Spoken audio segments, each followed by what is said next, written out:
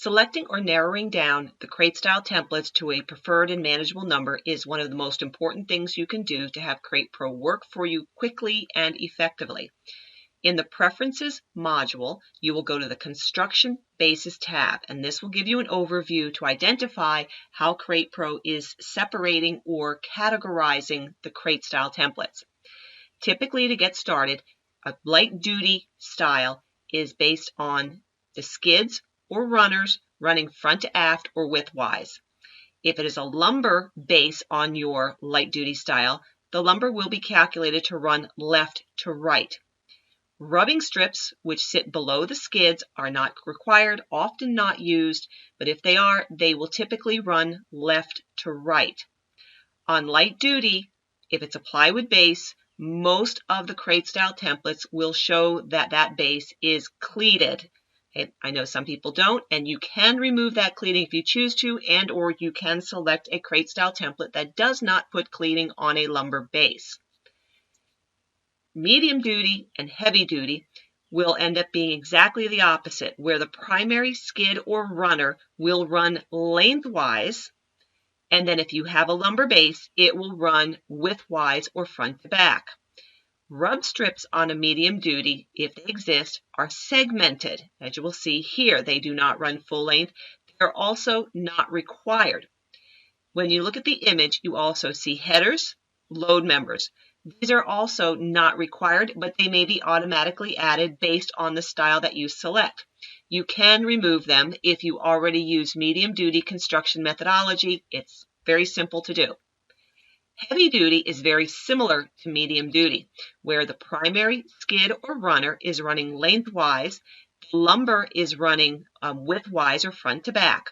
However, on a heavy duty, all heavy duty standards dictate that rubbing strips must be applied and they will run front to back or full length. They are not segmented.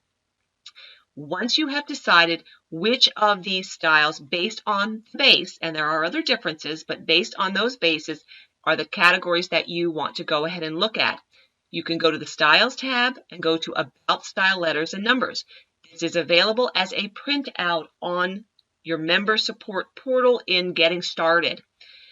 As we discussed, LMH is going to be based on the base, and here again is the information for you to help you identify it. The second letter or category is how is the sheathing? Are you using plywood? Are you using lumber? Are you using a mix, which typical example might be the sides and ends are lumber and the top and base may be plywood, as you might see in picture frame crates. The third letter determines if your cleating is on the inside, outside, or if you have particular panels that don't have cleating, such as the sides or the top or the base. You want to narrow down based on those images and these categories to what you most commonly would construct.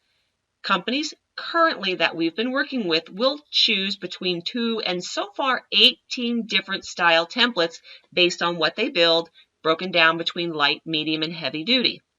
Once you've identified what your style letter is going to be, you should go to the woodencrates.org image gallery where you can see images of the crate styles. And as you see, they're broken down into light duty plywood crates, light duty lumber, light duty mixed, and so on. Okay, you can also see upcoming new styles.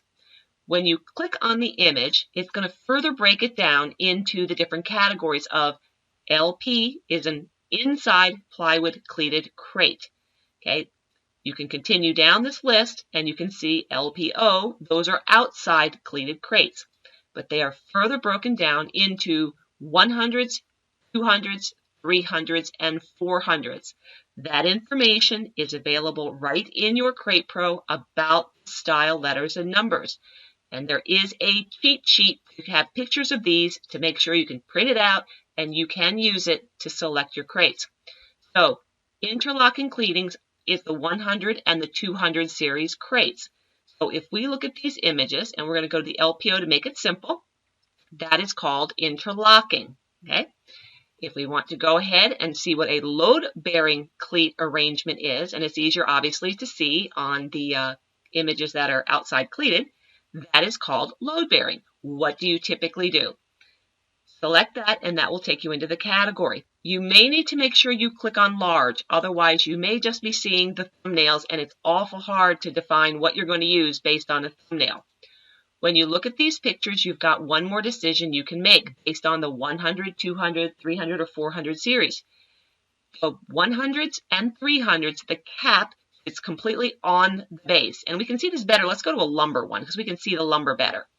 Okay, so the cap, sides, and ends are sitting on top of the base.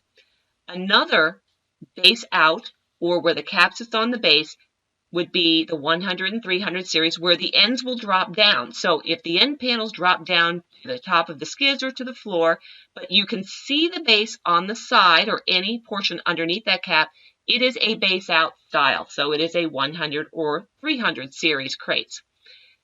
To change that, if we choose any base in style, for example, and that will be the 200s and the 400s. Again, the interlocking or load-bearing cleating will make the difference, and this you really can't see the difference.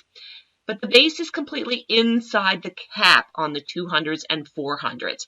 So the cap panels are going to sit on top of the skids or runners or down to the floor, depending on the style that you are selecting. So the most important thing is to narrow down the crate styles that you are building more commonly. That way we can set them up as your preferred and do a few more settings.